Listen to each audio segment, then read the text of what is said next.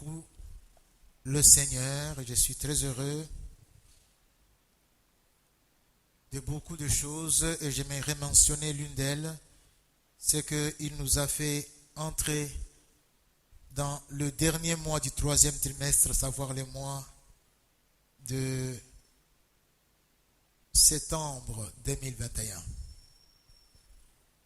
Mon frère, ma soeur, moi et toi, nous sommes là, nous avons commencé l'année ensemble. Nous voici en train de finir l'avant-dernier trimestre.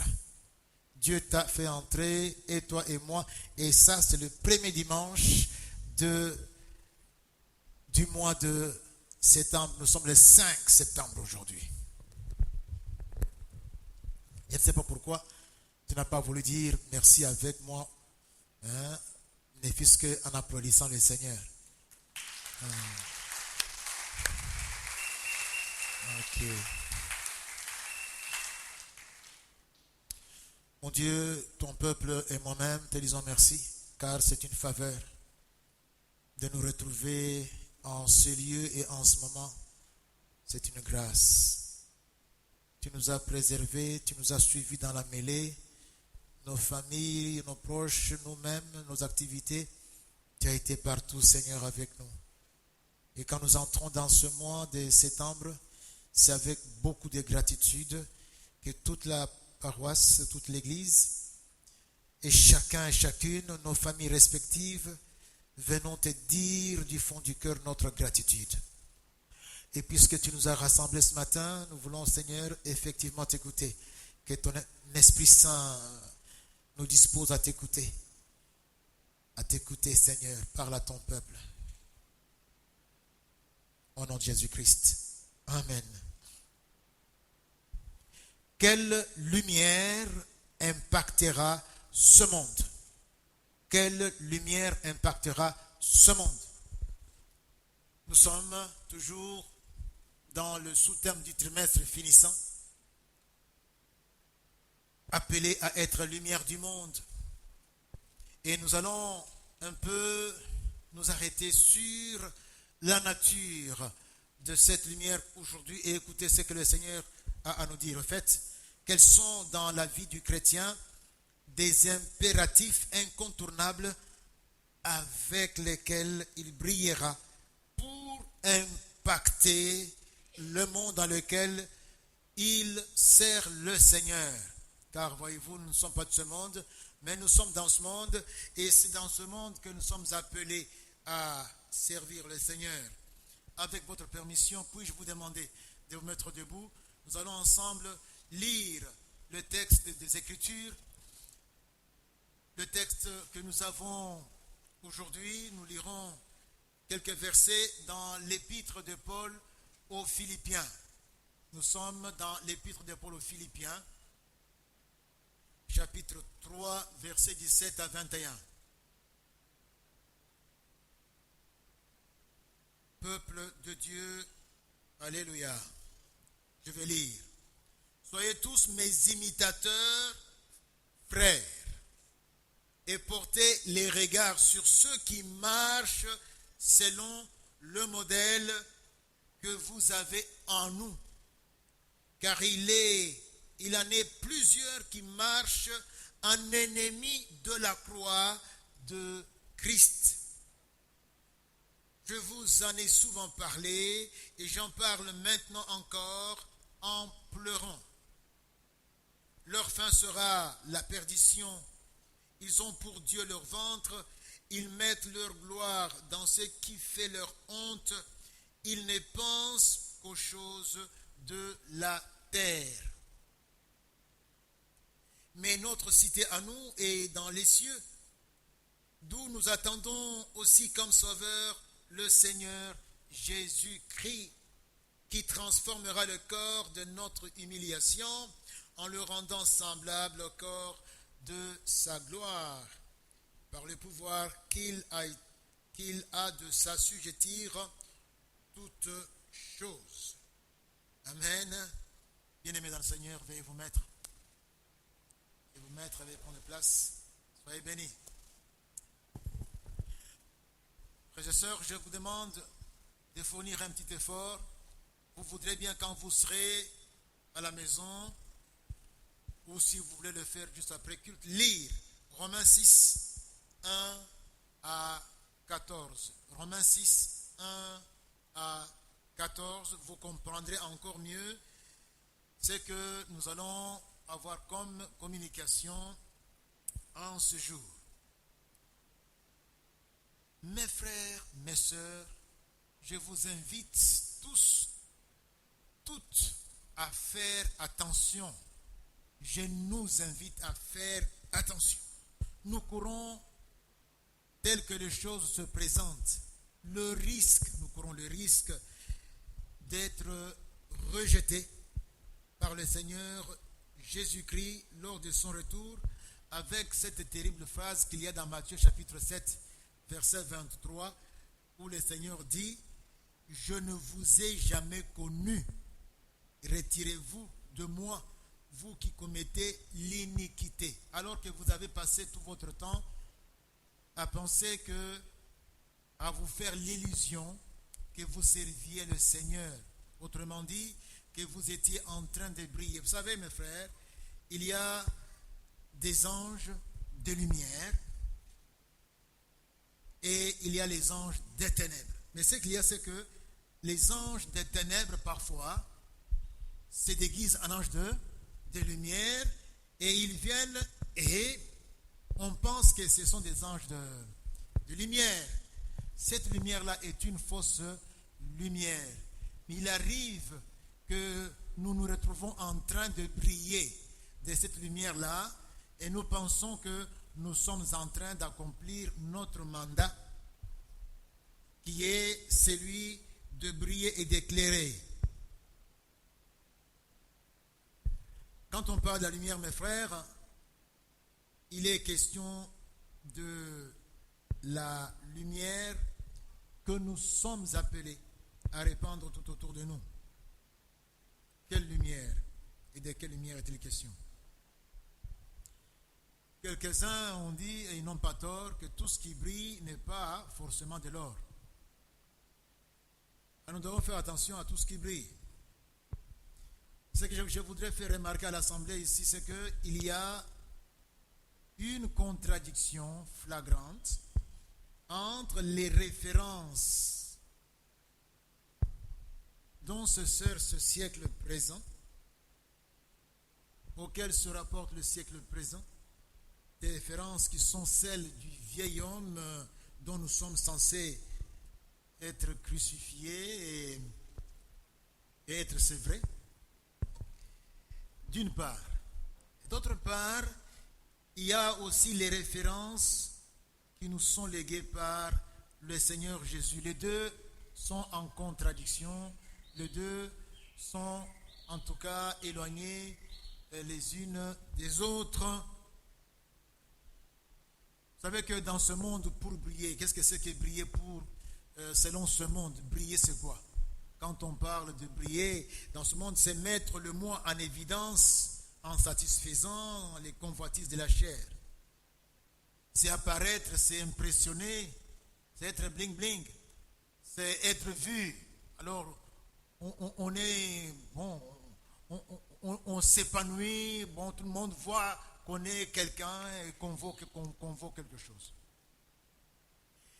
Mes frères et mes sœurs, c'est le contraire, car il n'en est pas de même en ce qui concerne la lumière d'en haut. C'est là même dont nous sommes appelés à briller.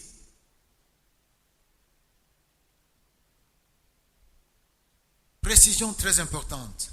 Nous devons nous passer davantage du moi si nous voulons briller de la lumière d'en haut. Le monde veut que nous mettions le moi en évidence, qu'on puisse pointer tous les projecteurs sur nous, que nous soyons au centre. Eh bien, c'est ça, briller. C'est ça, donc, impacter sa génération. Tandis que, selon les principes de la vie d'en haut, nous devons plutôt nous passer le plus que nous pouvons du moi. Nous devons nous faire violence pour que nous couvrions, nous cachions, nous nous fassions descendre le plus possible le moi. Lorsqu'on fait le contraire, alors on s'oppose au point de vue de Dieu. C'est pourquoi le Seigneur Saint-Esprit nous fait cette remarque. Parce que malheureusement dans l'Église, et c'est ce qui arrive, nous sommes dans ce piège-là de cette autre lumière. Le Seigneur Saint-Esprit dit ceci, sur base de ce que nous avons lu plus haut dans Philippiens 3, verset 18, il dit, il en est plusieurs qui marchent en ennemis de la croix. Il en est plusieurs qui marchent en ennemis de la croix de Christ. Sont censés, en tant que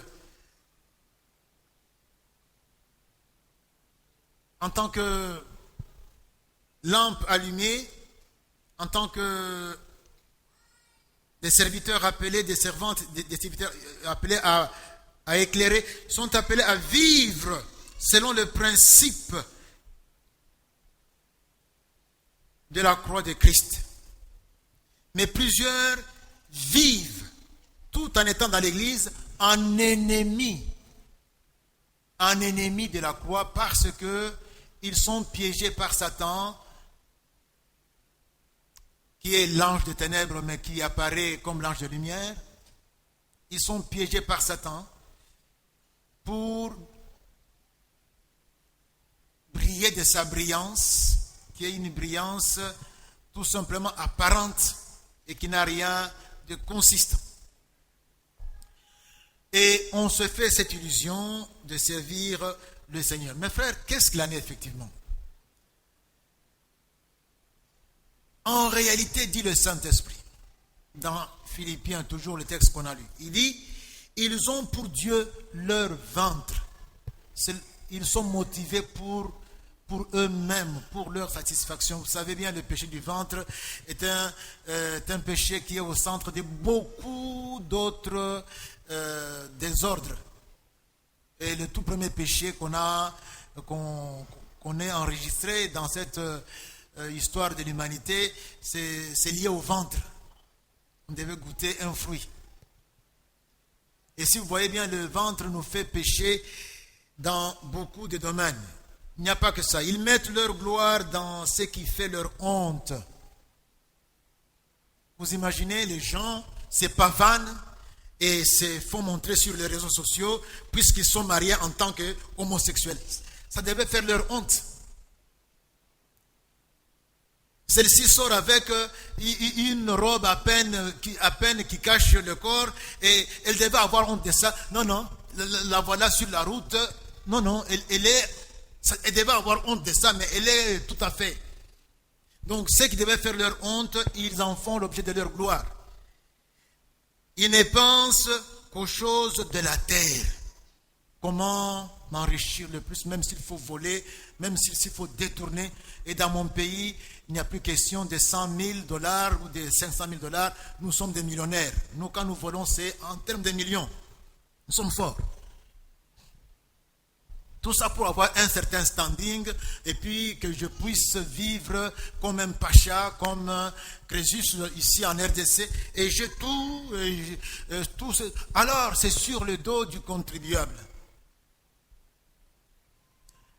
Pourquoi? Parce que je pense seulement aux choses de la terre. La terre est le terminus. C'est comme ça qu'on se retrouve dans beaucoup de bêtises, puisqu'on a une vue qui s'arrête, qui se borne. On ne voit pas plus loin que la terre. L'égoïsme, le vol, les querelles, les méchancetés, les jalousies, et même des choses grossières telles que la masturbation, l'inceste, la pornographie dans l'Église. Pourquoi? Non, parce qu'on veut juste jouir. On ne voit pas plus loin qu'après la terre. On ne voit pas. On n'a pas le regard fixé sur Jésus. On ne pense pas à son retour. Non, on ne voit que la terre. C'est ça donc qui attire toutes ces sortes de débordements et de déviations. On peut se poser la question, mes frères, comment impacter ce monde d'une façon effective en tant que lumière du monde? On peut se poser la question. Alors, je vais vous proposer 3 impératifs incontournables qui doivent normalement, je pouvais en avoir 4, 5, 6, 10, mais j'en ai pris 3 qui vont nous aider à réfléchir. Pour que nous sachions que nous sommes dans les dispositions telles que nous pouvons avoir la véritable lumière. Il y a 3 impératifs incontournables que je vais partager avec vous. Le premier impératif, mes frères et sœurs, recevoir Jésus. Assemblée, est-ce qu'on peut répéter recevoir Jésus? Recevoir Jésus. Je l'ai dit au premier culte et je le redis encore. Je le redis, mes frères. Recevoir Jésus. C'est un message que l'Église est appelée à proclamer tous les temps jusqu'à ce que Christ revienne. Même si Christ revient après une seconde, l'Église doit continuer à proclamer. Pourquoi? Parce que dans cette assemblée, dans l'Église, il y en a qui n'ont pas encore reçu Jésus. Et il a beau être pasteur, il a beau être engagé depuis autant d'années, mais il n'a pas encore reçu Jésus. Pour plusieurs raisons. Et lorsqu'on invite les gens à recevoir Christ, ils trouvent toujours que cela ne le concerne pas, ça concernerait les autres et non lui. Recevoir Jésus. Assemblée, répétons, recevoir Jésus. Mon frère, ma soeur, bien-aimé, tu dois recevoir Jésus-Christ dans ta vie. Tu dois. Il n'y a pas d'autre choix. Incontournable, impératif. C'est la seule porte étroite par laquelle il faut passer. Sans cela, point de départ, car le départ, c'est là. C'est recevoir Jésus, c'est ça le départ. On ne peut pas avancer sans donc avoir été là. Il faut être là, c'est la ligne de départ. Recevoir Jésus. Jésus, puisqu'on parle de la lumière, c'est lui la lumière authentique venue du ciel et dont ce monde enténébré a grandement besoin. C'est Jésus. Tu ne peux avancer que pour apporter la lumière. Mais si tu n'as pas la lumière, tu avances comment? Tu ne peux pas avancer puisqu'on n'avance que celui qui doit aller répandre cette lumière. La toute première béatitude, mes frères, dit et déclare heureux les pauvres en esprit, c'est-à-dire ceux qui sont conscients de leur pauvreté spirituelle et attestent que c'est à eux que le royaume des cieux est réservé. Mes frères, nous devons vivre sur la terre, mais avec le regard fixé au royaume des cieux. Ça changera beaucoup dans notre vie. Puisqu'on parle de ceux qui sont conscients de leur pauvreté en esprit, cette pauvreté en esprit, cette prise de conscience se manifeste essentiellement à la réception de l'offre gratuite de la lumière que Dieu le Père accorde à titre gracieux à quiconque croit. Et cette lumière que Dieu accorde à quiconque croit, c'est Jésus-Christ lui-même. Quelqu'un dit Amen. Nous avons besoin de cette lumière. C'est Jésus-Christ. Il est la vie. Et cette vie est la lumière qui éclaire tous les hommes. Jean chapitre 3 verset 16, Dieu a tant aimé le monde qu'il a donné son Fils unique afin que quiconque croit ne périsse point mais qu'il ait. Nous lisons également Apocalypse 3 verset 20. Jésus dit que je suis où? Dieu m'a envoyé, je me tiens où? Devant ta porte et si quelqu'un entend ma voix et m'ouvre la porte, qu'est-ce que je ferai?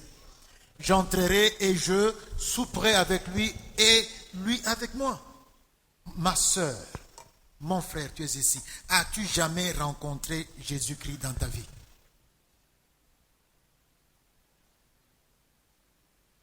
As-tu jamais rencontré Jésus-Christ dans ta vie? et tu lui as dit, Seigneur, entre dans ma vie. Ce n'est pas un sujet sur lequel il faut être sur les dubitatifs. C'est comme si, non, si c'était comme si, tout ce qui n'est pas conviction, ne le considère pas. Quand tu n'es pas convaincu, en tout cas, donc, enlève ça. Tu dois être convaincu. Et si tu as des doutes, fais-le. Mieux vaut tard que jamais. Fais-le. Tu es pasteur, tu es ancien, tu es diacre, tu es ouvrier. En tout cas, tu réalises que tu as toujours douté. Je ne sais pas, est-ce que c'est vrai que j'étais à l'écodime, c'est vrai que j'étais ceci, mais as-tu un jour comme ça, farafar, avec Jésus, tu dis, yo, mon konzinanga, tika ete oyingi la kat na ba moinanga. Est-ce que tu as dit ça un jour à Jésus? Est-ce que tu es certain? Si ce n'est pas le cas, en tout cas, il faut le faire. Ça ne sert à rien de prouver aux hommes. Les hommes ne sont rien. Tu me prouves quoi que ce soit, tu me convaincs. Je ne suis qu'un mortel comme toi. C'est plutôt avec Dieu que les choses doivent être réglées.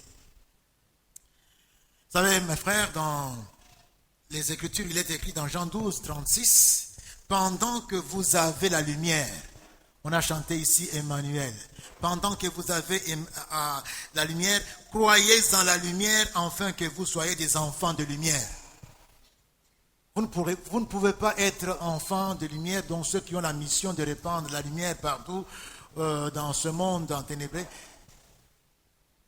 Vous ne pouvez pas sans être enfant de lumière. Et on devient enfant de lumière lorsque on reçoit cette lumière, savoir Christ en nous. Sache bien que quand tu reçois Christ, tu deviens une seule et même plante avec lui. La vie de Christ passe chez toi et ta vie chez lui, donc c'est comme les vases communicants. C'est donc la vie de Jésus qui coule en toi. La vie de Jésus qui coule en toi. Et cette vie, c'est ça la lumière. Selon 1 Corinthiens chapitre 2, verset 2, cette lumière d'en haut que nous devons refléter et dont nous devons briller, c'est Jésus-Christ. Virgule. Jésus-Christ crucifié. J'insiste bien. C'est Jésus-Christ et Jésus-Christ crucifié. La croix est un sujet de honte pour le monde. Maudit soit celui qui est pendu au bois. La croix, c'est à la limite un scandale. C'est pire. C'est une honte. Une folie pour le monde. Un scandale. Mais pour Jésus, c'est le trophée de sa victoire. Alléluia. C'est à la croix que Jésus a vaincu Satan. Bien sûr, pour nous, la croix devient notre bannière. On est fiers de la croix. C'est notre bannière. Il marque notre territoire. Nous appartenons à celui qui a vaincu à la croix. Alléluia. Ce n'est pas pour que tu prennes la croix et que tu mettes sous ton lit pour qu'elle te protège. Non, la croix. Prenez la croix comme ça. Pour nous, la croix. Et c'est comme ça que notre message est un message de la croix. Et quand on parle de la brillance des enfants de Dieu, c'est la brillance crucifiée. Ça vient de la croix. Comme les mamans ont chanté, na Golgotha, c'est là à Golgotha, kuna na Golgotha, nde kuna tozwa nyonso. Tout est venu de là. Nous sommes les hommes et les femmes qui sont en tout cas formés, qui sont conditionnés et qui sont propulsés depuis Golgotha. Alléluia. Nous sommes les disciples du crucifié. Et c'est comme ça que même au ciel, Jésus, aujourd'hui, il a des marques de la crucifixion. Et au pied est là. C'est très significatif. Et nous serons là en train de louer, de magnifier Jésus en adorant, en contemplant ses mains trouées. Même quand il va revenir, on verra ses mains, ses stigmates. C'est pour montrer qu'il est passé par la croix. Il a vaincu à la croix. Il a triomphé à la croix. Alléluia. Alléluia.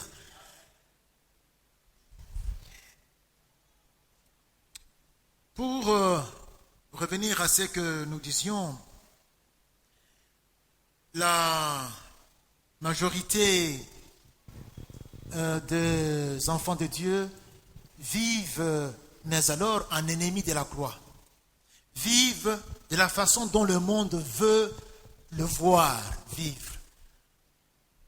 Ils ne veulent pas qu'on dise que Basota.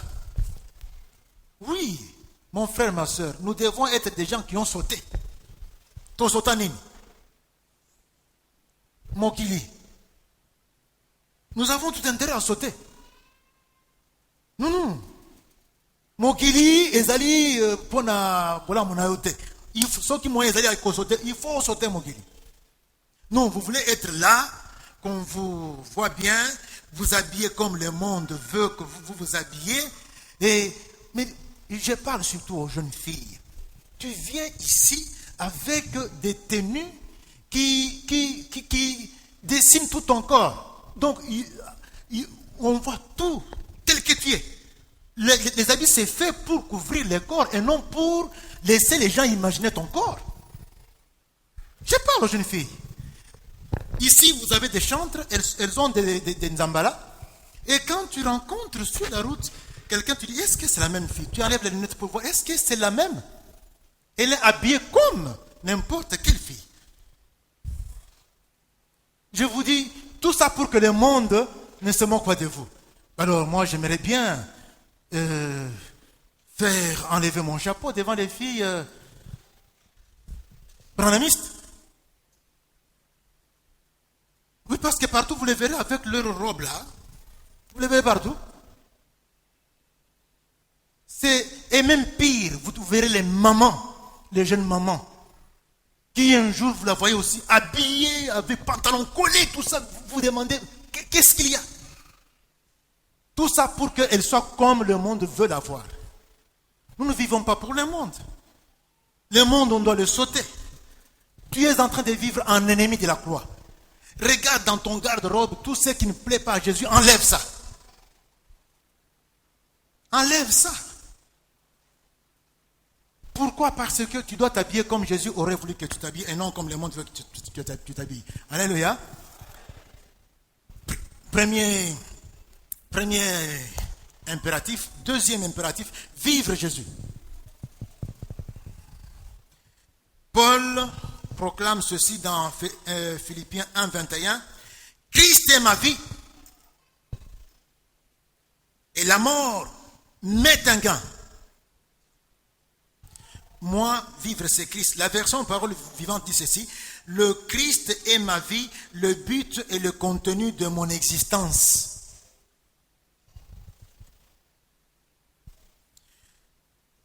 Donc, pour briller d'une façon qui impacte le monde, il faut vivre Christ. Et j'insiste, Christ crucifié. Ça signifie que tu dois accepter de faire violence, de crucifier ta chair. Christ crucifié. Il faut que ta chair ait été crucifiée à la croix. C'est comme ça que Paul considère toute autre chose comme une perte, tandis qu'il parle de ça dans Philippiens 3, verset 8, il dit « Et même, je regarde toutes choses comme une perte à cause de l'excellence de la connaissance de Jésus-Christ, mon Seigneur, pour lequel j'ai renoncé à tout. » J'ai renoncé à... donc au monde. Adore-moi là, comme ça je vais te donner tous les royaumes de ce monde et quoi encore? Et tout le royaume est quoi? Et toutes ses gloires. Merci frère. Le monde et toutes ses gloires. Mais il faut m'adorer. Paul dit, écoutez, il n'y a même pas à discuter là-dessus. Moi, j'ai renoncé à tout. Donc, tu n'as même pas à venir ici, me tenir un discours. Tout. Et je le regarde comme de la boue, afin de gagner qui? Christ. Afin de gagner Christ. Vivre Jésus, mes frères, c'est accorder en toute chose la préséance à Christ. C'est oublier, renoncer à soi-même pour Christ. C'est s'oublier soi-même. Jésus-Christ nous dit cela dans Luc 9, 23. Il dit, si quelqu'un veut venir à moi, il faut qu'il renonce à lui-même. Première chose. Donc il faut qu'il meure à lui-même. Tu ne peux pas venir à moi sans avoir renoncé, sans m'avoir préféré à tout et à toi-même. Si quelqu'un donc veut venir après Jésus et en même temps il veut que le monde le considère, il sert deux mètres et il ne peut pas avancer avec Jésus. Ça ne peut pas aller.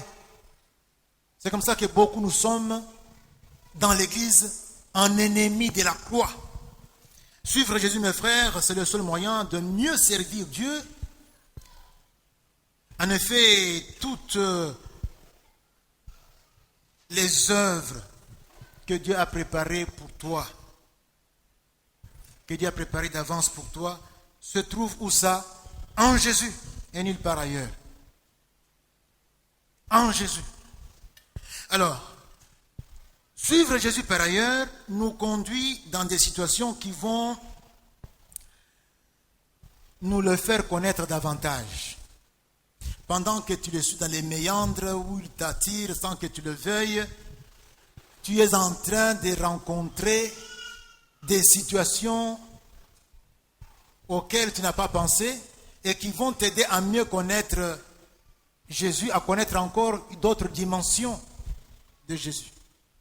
L'autre soir, Jésus, après avoir travaillé, après avoir été chez Pierre, où il a guéri même sa belle-mère, il s'est retrouvé avec les disciples le soir, il est monté dans une barque et les disciples l'ont suivi. Notez bien, les disciples le suivirent. Nous sommes dans Matthieu 8. Et quand ils l'ont suivi, ils se sont engagés sur les eaux. Et là, il y a eu la tempête qui a commencé à malmener l'embarcation. Les eaux, donc, la barque commençait à prendre l'eau et il risquait un naufrage. C'est alors qu'ils vont réveiller le Seigneur pour qu'il intervienne. Mais quand tu lis le verset 27, puisque nous sommes là de 23 à 27, écoutez ce que disent ces hommes. Ces hommes furent saisis d'étonnement. Quel est celui-ci, disait-il, à qui obéissent même les vents et la mer? Donc ils ont connu Jésus qui a guéri la belle-mère de Pierre. Ils ont connu Jésus qui a prêché, qui a fait des miracles. Et voilà, ils vont maintenant voir une autre dimension. Jésus est capable de dire silence au vent en démence. Et le vent fait silence. Il dit, mais quel est celui-ci? On l'avait connu moins d'âme. Donc je te dis, mon frère, ma soeur, suivre Jésus a beaucoup d'avantages. Tu vas encore le connaître. Or, celui qui connaît Dieu agit avec fermeté. C'est ce que nous lisons dans Daniel. Vous savez très bien, Meshach, Shadrach, Abednego, connaissant bien Dieu, lorsque Nabuchodonosor leur propose d'adorer sa statue, il dit, il n'est même pas question qu'on discute là-dessus. Nous n'adorerons pas la statue. Le Dieu que nous servons, puisque tu nous menaces de nous jeter dans la fournaise, est capable d'empêcher le feu de nous brûler. Voilà, je connais ces dieux. Donc je vais aller tout droit là, en train de chanter vers la fournaise. Mon Dieu est capable. Quelqu'un dit, mon Dieu est capable. Ils agissent avec fermeté. Et puis ils ajoutent, même si dans la fournaise là, tokozika, yeba été tokogumba mena atamukete ekonayo. Atamukete. C'est lui qui connaît Dieu agit avec fermeté. Vous savez bien que lorsqu'il devait y avoir encore la tempête, c'est facile de crier à Jésus, de dire Seigneur, rappelle-toi, autrefois tu étais intervenu, la même tempête vient encore m'importuner. Pourquoi j'ai confiance? Puisque je l'ai vu agir. Alléluia. Donc, suivons Jésus. Et alors, quand nous agissons ici, on va encore être plus éclatant, on va encore être plus... C'est comme ça que Shadrach, Meshach, Abednego ont impacté leur génération et on fait connaître le Dieu de Shadrach, de Meshach et d'Abednego. C'est comme ça qu'on va impacter notre monde ici, en suivant Jésus, en vivant Jésus, en servant Jésus. Mes frères et mes sœurs, tout en sachant bien que quand on sert Jésus, on devra aussi rencontrer la persécution finalement. Troisième impératif avec lequel nous finissons, c'est laisser paraître Jésus. Comme on ouvre pour que Jésus qui est en nous là apparaisse. Pasteur, fais vite, on est à la fin. Ah oui, c'est ça. Quand je te vois, je devine.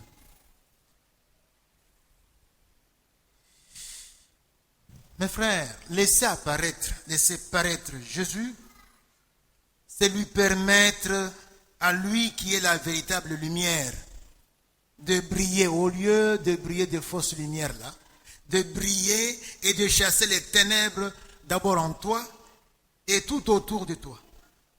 Le principe est simple. C'est Jean d'ailleurs Jean-Baptiste, dans Jean 3, verset 30. Jean-Baptiste dit, il faut qu'il croisse et que je diminue. Il faut qu'il croisse et que moi, je diminue.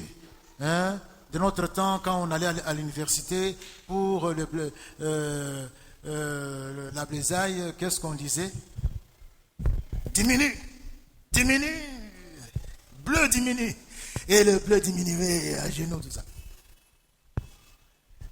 Toi, tu es bleu, diminue pour que le maître apparaisse. Est-ce qu'il y a un bleu ou une bleue? Dis oui ici.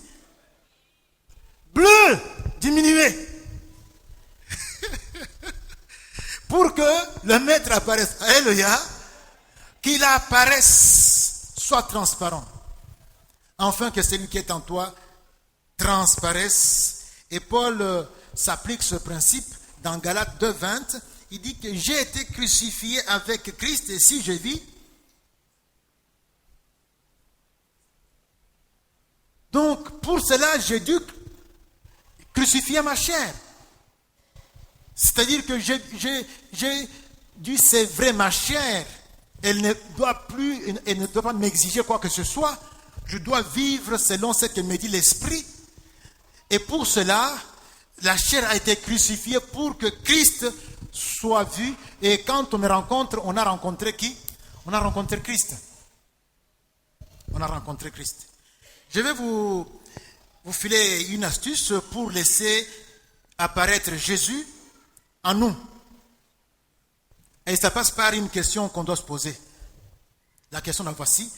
Que ferait Christ à ma place dans la situation où je me trouve, là où tout le monde corrompt, où tout le monde ment, où tout le monde fait n'importe quoi, où tout le monde est dans la débauche, là où on vole. Que ferait Christ lorsque mon épouse m'a parlé en me rudoyant en présence des tiers?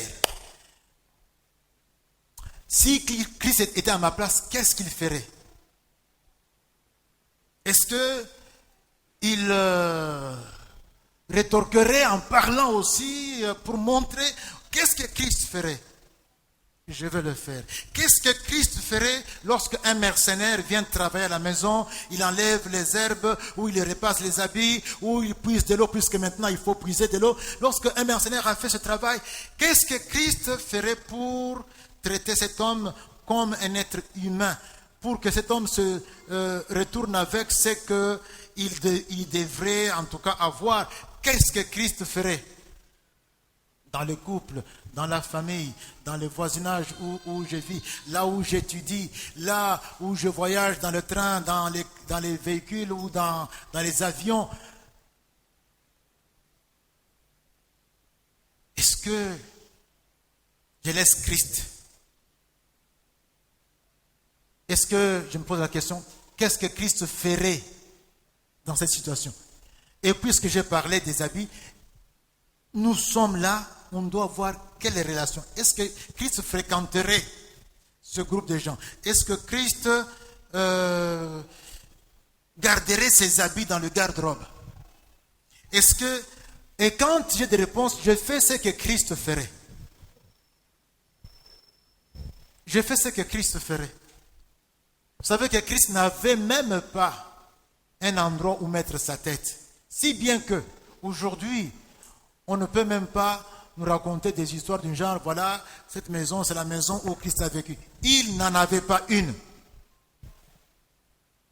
Christ avait même renoncé à ses droits pour nous montrer qu'on peut vivre même sans ces droits-là et aller tout droit vers le ciel. Non seulement parce qu'on nous les arrache, mais y renoncer.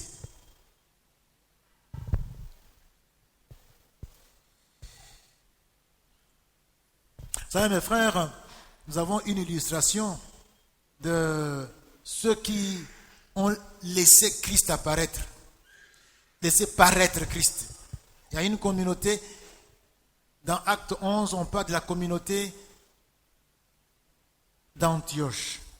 Si vous lisez Acte 11, vous verrez ça, surtout au verset 26.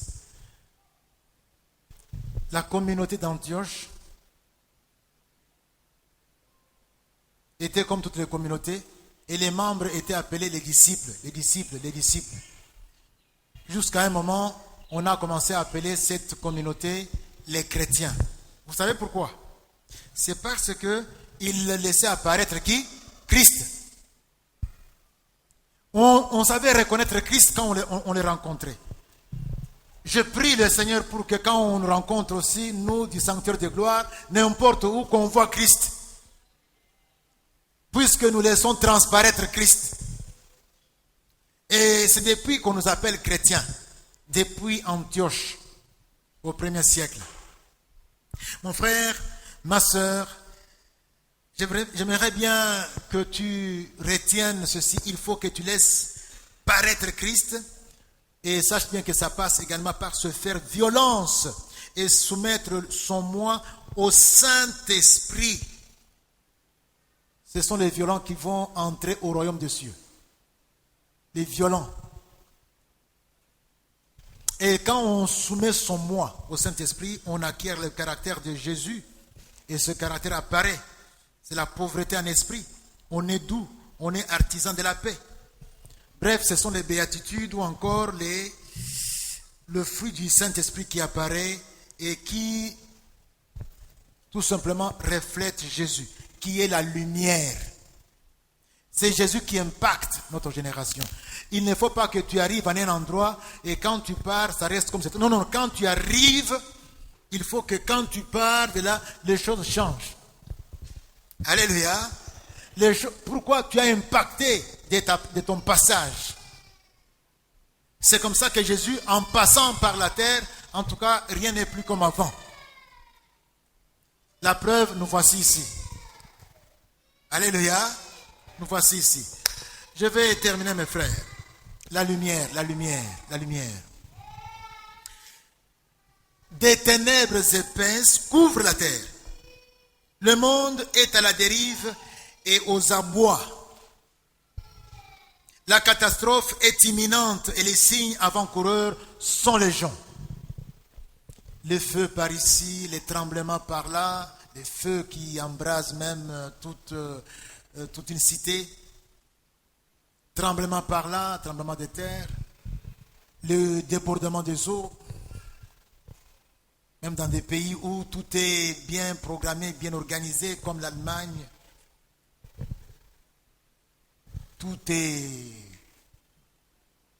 sens dessus-dessous. vous avez des éruptions volcaniques, vous avez toutes ces choses avec tout ce que nous avons des maladies pandémiques et tout ça. Ce sont des signes, beaucoup de signes, qui indiquent que la catastrophe n'est plus loin. Alors devant ce tableau, le monde a plus que jamais besoin de lumière. Plus que jamais. Même ceux qui sont en train d'injurier Dieu en face. Ça montre bien qu'ils sont dans les ténèbres et qu'ils ont encore plus besoin de toi comme lumière. La seule lumière à même de secourir ce monde en désarroi, c'est la lumière qui émane de la croix.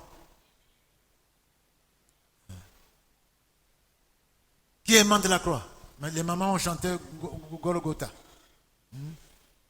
La lumière qui émane de la croix. La lumière du crucifié. Je veux te poser une question, mon frère. Ma soeur, une question. Es-tu passé par la croix?